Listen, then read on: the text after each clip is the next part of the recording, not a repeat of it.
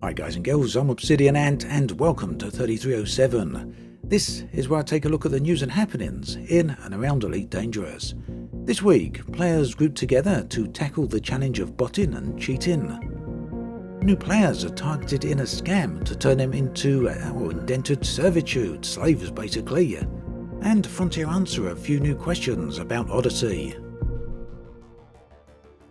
Over the years, one of the many subjects which frequently comes and goes is the topic of cheating in Elite Dangerous. Using bots and other software hacks to cheat in the game has indeed been a fairly common problem, but one which Frontier seem to address, albeit silently. That said, botting does remain a concern within the game, and this is a particular issue for background simulation and power play players, where some people employ full automation tools to achieve a specific goal. And this of course gives unfair advantages very quickly.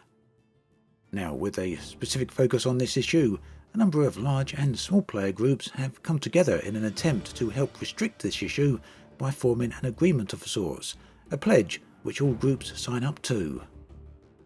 Rooting out botting in Elite is hugely important for the stability of the game, and a lot of players are quite naturally supportive of this. The hope then is that the united front these groups of players are presenting goes some way to highlighting the strength of feeling against the use of bots. In the past, Frontier have stated that they do indeed take this very seriously and that they do deal with botting and cheating of all types. Indeed, anecdotal evidence seems to back up Frontier's claims, however it still remains very much a problem. Now, Elite of course isn't the only game to be faced with this issue. Bots can be the bane of many online games. The main difference between other companies and Frontier is the face of silence Frontier place on the subject. Recently, for example, Activision announced they have banned 60,000 players from Call of Duty for cheating. And around about 6 months ago, a little bit more, Blizzard announced they had banned 74,000 players from World of Warcraft for cheating. Rockstar are also very quick to announce bans for GTA 5 Online, as are many other companies. The face of silence on the subject then from Frontier is a curious decision and one which personally I really don't understand. However, invoking a public response from Frontier isn't the goal of this pledge. The groups are simply keen to help make a difference and are working together towards this aim. For more information on all of this, do check out the thread in the video description. In a very curious case of emergent gameplay, it appears that new players have been targeted by groups of nefarious players. The aim here is to abduct the unaware new player and put them to indentured servitude.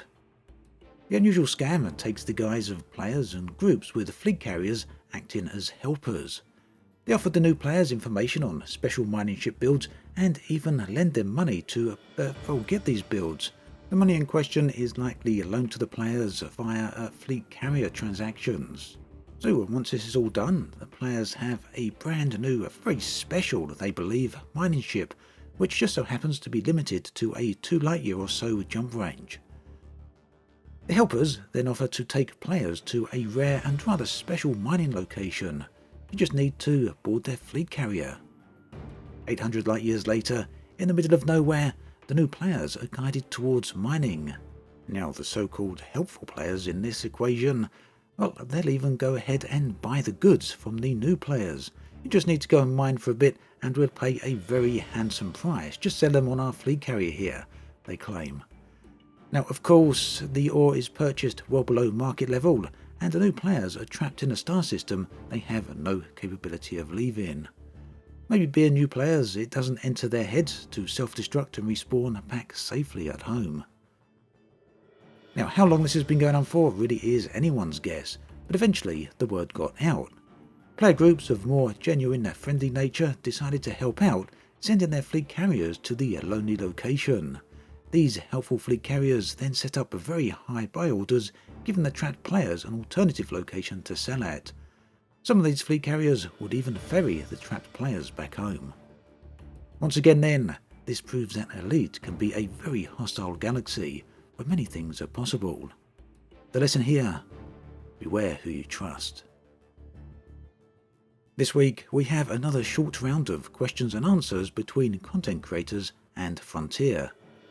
I recently asked Frontier the question about getting in and out of SRVs whilst on foot in Odyssey. It turns out that this would indeed be possible, and to be quite honest, I would have been very surprised if it wasn't possible. Naturally, this led to the follow-up question: will there be an animation for players exiting and entering the SRV? The answer to this is no. Exiting the SRV to get out on foot will be a fade to black transition. Another question I see asked a huge amount is player death. How is player dying on foot going to actually work? Well, we asked the question, and Frontier say they are still working through how this is going to work. They've said that there are a lot of factors to consider regarding this, and they need to look at which works best. Now, with release only a few months away, I know some players will share my concern that this aspect of the game still hasn't been nailed down. That seems perhaps a bit strange, but that said, it's not entirely unusual for game mechanics to be refined this late into the development cycle, so I think there's still plenty of time for a decent decision to be made on this. Moving on to a separate subject, Frontier recently made a point of saying that ship weapons will not be able to lock onto on-foot players. Basically, you won't be able to target them and get weapons tracking. Now, Frontier have further clarified that there will not be any anti-personnel weapons of any type for ships. Combined with the fact that ships cannot track on-foot players, this basically means shooting ground troops will not be easy at all. Likely it won't be impossible. I know the thing coming to many people's minds will be to drop mines or to or shoot missiles, rather dumbfire missiles, but apparently bases will have a very high amount of defences that will make a lot of this very difficult, or perhaps even prevent it altogether. So how this all works out and how it will work with combined arms is a case of waiting and seeing. That then brings us to an end of this episode of 3307. As always, thanks for watching, and I'll catch you guys and girls next time.